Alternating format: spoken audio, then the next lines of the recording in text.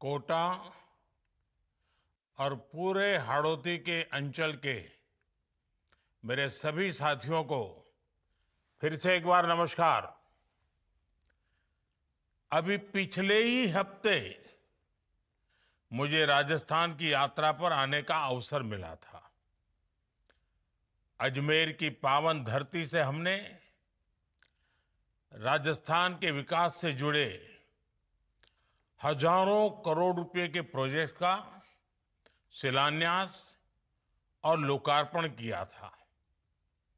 उसी कार्यक्रम में राजस्थान के 21,000 से अधिक नौजवान साथियों को नियुक्ति पत्र भी सौंपे गए थे। अब अजमेर यात्रा के कुछ ही दिनों बाद आज मुझे कोटा से जुड़े हुए इस महत्वपूर्ण एयरपोर्ट प्रोजेक्ट को शुरू करने का अवसर मिल रहा है।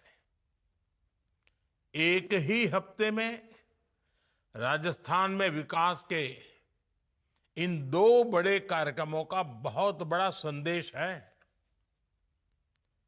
ये बताते हैं कि आज राजस्थान किस गति से आगे बढ़ रहा है। इंफ्रास्ट्रक्चर हो, युवाओं के लिए रोजगार के अवसर हो, किसानों और माताओं बहनों के लिए योजनाएं हो, राजस्थान में हर क्षेत्र में तेजी से काम हो रहा है। साथियों, आज का दिन कोटा, बूंदी, बारा और झालावाड़ सहित पूरे हाड़ौती क्षेत्र के लिए एक नई आशा और नई उपलब्धि का दिन है। करीब 1,500 करोड़ रुपए से बनने जा रहा ये आधुनिक एयरपोर्ट आने वाले समय में पूरे क्षेत्र के विकास को नई गति देने वाला है।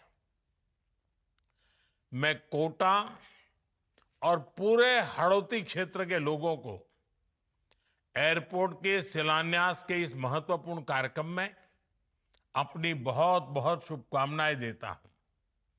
साथियों, मुझे याद है नवंबर 2023 में जब मैं कोटा आया था, तब मैंने कोटा की जनता से एक वादा किया था।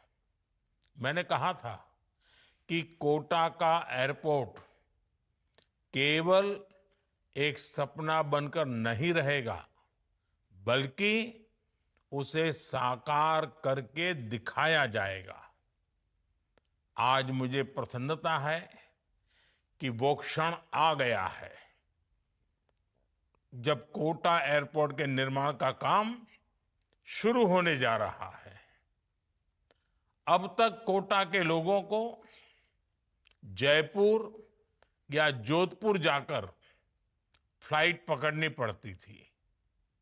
इसमें काफी समय भी लगता था और असुविधा भी होती थी। अब यह स्थिति बदलने जा रही है।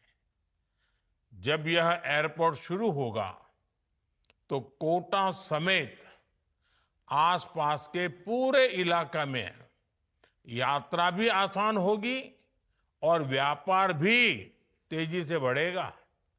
साथियों, कोटा केवल शिक्षा का ही नहीं, बल्कि ऊर्जा का भी एक बड़ा केंद्र है।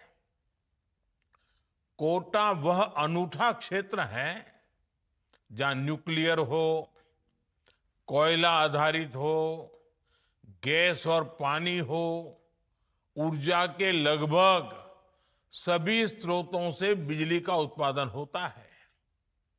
हाड़ौती की इस धरती अपनी धरोहरों के लिए भी उतनी ही प्रसिद्ध है। कोटा कचौरी का जायका, कोटा डोरिया साड़ी, इसके साथ साथ कोटा स्टोन और सैंड स्टोन की चमक, इन्होंने दुनिया भर में अपनी पहचान बनाई है। यहां का धनिया हो, बूंदी का बासमती चावल हो, इसकी महक अंतर्राष्ट्रीय बाजारों तक पहुंची है। ये क्षेत्र अपने परिश्रम, उत्पादन और संभावनाओं के लिए जाना जाता है।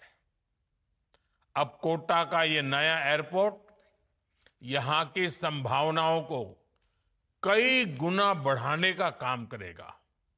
साथियों, कोटा और हाड़ौती की यह धरती उद्यम और आस्था का भी बड़ा केंद्र है। सदियों से देश दुनिया के श्रद्धालु यहां श्री मथुराधीश जी की पावन पीठ, केशवराय पाटन के तीर्थ, खड़े गणेश जी महाराज और गोदावरी बालाजी धाम के दर्शन के लिए आते रहते हैं। गरड़िया महादेव से दिखने वाला चंबल का दृश्य हर किसी को मंत्रमुग्ध कर देता है। मुकुंदरा हिल्स और रामगढ़ विषधारी जैसे वन्य जीव अभयारण्य इस पूरे क्षेत्र को वाइल्ड लाइफ टूरिज्म का बड़ा केंद्र बनाते हैं। जब हवाई कनेक्टिविटी बढ़ेगी तो देश और दुनिया से पर्यटक यहां आएंगे और इसका सीधा लाभ यहां के युवाओं, व्यापारियों और स्थानीय अर्थव्यवस्था को मिलेगा। साथियों, वैसे भी कोटा आज कनेक्टिविटी के क्षेत्र में तेजी से चारों तरफ जुड़ रहा है, बढ़ रहा है। अमृत भारत स्टेशन योजना के तहत कोटा के दोनों प्रमुख रेलवे स्टेशनों को आधुनिक सुविधाओं से सुसज्जित किया जा रहा है। दिल्ली मुंबई एक्सप्रेसवे जो कोटा और बूंदी से होकर गुजर रहा है, पूरे क्षेत्र के विकास का नया द्वार खोल रहा है। अब दिल्ली, बड़ौदा और मुंबई जैसे बड़े शहरों की दूरी महज कुछ घंटों की रह गई है।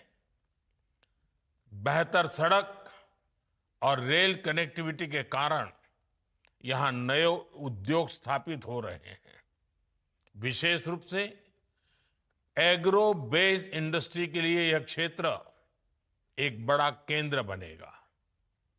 रेल और सड़क के बाद हवाई कनेक्टिविटी का यह नया अध्याय कोटा के विकास को और गति देगा।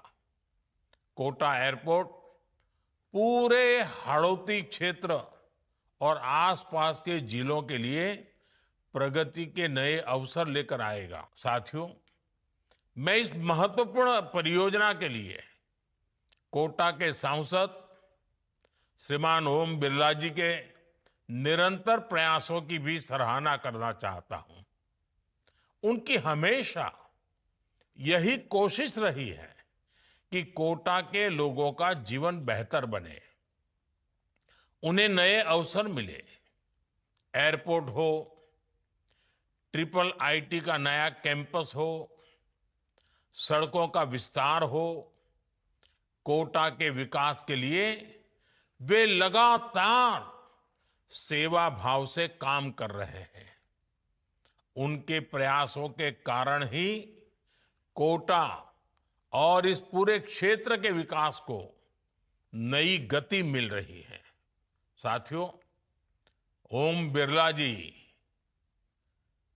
जितने शानदार सांसद हैं, उतने ही बेहतरीन लोकसभा अध्यक्ष भी हैं। वे संविधान को पूरी तरह समर्पित है। वे संसदीय प्रणालियों के प्रति पूरी तरह निष्ठा रखते हैं। वे आज किसी पक्ष के सदस्य नहीं हैं। वो पक्ष प्रतिपक्ष से पूरी तरह ऊपर है।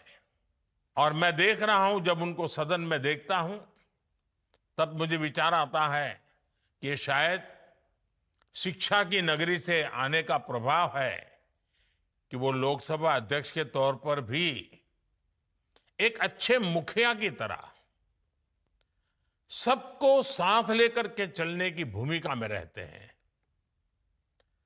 और सदन में जितने भी हमारे माननीय सांसद गण हैं उनको वो अच्छे से संभाल लेते हैं, उनकी भावनाओं को, उनके आग्रहों को बहुत ही आदर करते हैं। और एक ऐसे स्पीकर महोदय हैं जो सांसदों का सर्वाधिक सम्मान करने का स्वभाव रखते हैं।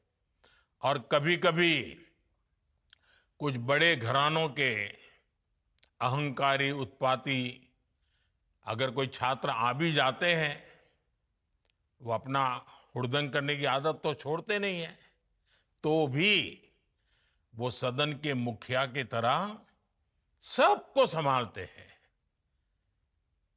किसी को भी अपमानित नहीं करते, सबके कड़वे बोल भी झेल लेते हैं। और आपने देखा होगा हर बार वो मुस्कुराते हैं,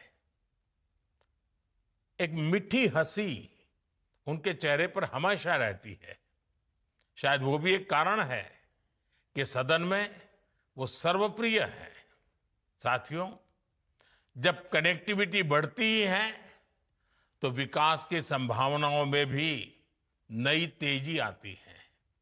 बीते 11 वर्षों में देश के अलग अलग हिस्सों में बने नए एयरपोर्ट्स ने विकास को नई गति दी है। 2014 से पहले देश में 70 के करीब एयरपोर्ट ही बने थे। आज यह संख्या बढ़कर 160 से ज्यादा हो गई है। इन नए एयरपोर्ट्स ने हवाई यात्रा को आसान किया है, पर्यटन को बढ़ावा दिया है, युवाओं के लिए रोजगार के अवसर पैदा किए हैं और क्षेत्र के विकास को नई रफ्तार दी है। हम दिल्ली के आसपास ही देखें तो कई सारे नए एयरपोर्ट शुरू हुए हैं। हिसार में एयरपोर्ट बना है, हिंडन में एयरपोर्ट बना है, जेवर में नया एयरपोर्ट बना है। जब ये एयरपोर्ट बनते हैं, नए टर्मिनल बनते हैं, तो छोटे शहरों में भी नए उद्यम पहुंचते हैं, नई कंपनियां पहुंचती हैं। मुझे विश्वास है कि कोटा का यह नया एयरपोर्ट भी आने वाले समय में इस क्षेत्र के विकास को इसी तरह नई गति देगा। साथियों, जब राज्य सरकार और केंद्र सरकार मिलकर काम करती है, जब नीयत साफ होती है और संकल्प मजबूत होता है, तब विकास की रफ्तार कई गुना बढ़ जाती है। आज राजस्थान में वही हो रहा है।